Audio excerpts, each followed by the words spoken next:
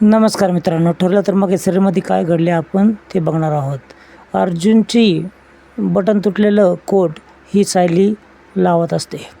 ती लावून देखील देते आणि अर्जुन बोलतो की मी एक मीटिंग अटेंड करू, तर मग आपण तुला किल्लेदारांच्या घरी सोडून जाऊयात. पण ती तशीच निघते. इकडे अस्मिता देखील जॉबची तयारी करण्यासाठी निघते.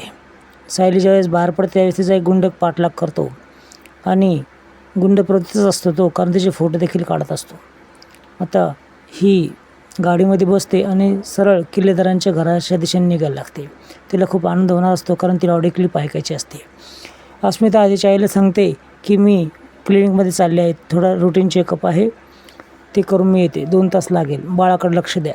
त्यावेळेस आम्ही बाळाकडे लक्ष देऊयात असं बोलते. त्यानंतर ही विविध ठिकाणी जॉबसाठी प्रयत्न करते, पण ती सगळ्या तिच्या हातात निराशा येते. तिला काय करावं असं कळत नाही.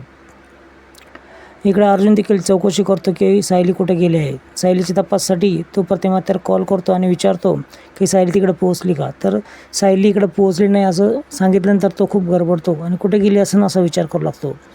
तेवढ्यातच सायलीचा पाठीमागून आवाज येतो आणि प्रतिमा बोलते की आली सायली. तो तिच्याशी बोलतो, सांगून का गेली नाहीस असं विचारतो काळजीपोटी. तर ती एवढं गडबडण्याचं काहीच कारण नाही, मी घरीच आले आहे असं बोलते. आता हिला खूप आनंद झालेला असतो की टेप रेकॉर्डर भेटलेला असतो, पण तो पूर्ण आजीचा नसतो, दुसऱ्याकडून आणलेला असतो. दोघी ऑडिओ क्लिप ऐकत असतात. त्याच वेळेस ही खूप भावूक होते सायली आणि पुन्हा ऐकू लागते. प्रतिमात्या रडकुंडी येते.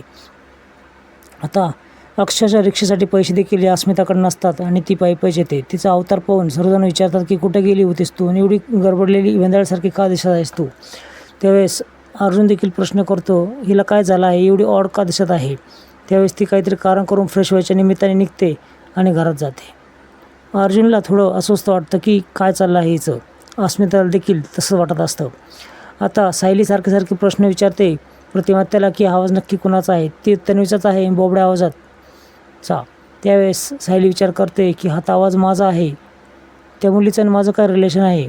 जे कळलं आहे मला ते खरं असेल का, आपण मधुभाऊंकडे जाऊयात असं ती विचार करते. आता नेक्स्ट एपिसोडमध्ये ती मधुभाऊकडे जाते, पण त्याच्या वेळेस तिथं अर्जुन येतो आणि त्याचा मास्क कोणतरी काढतं.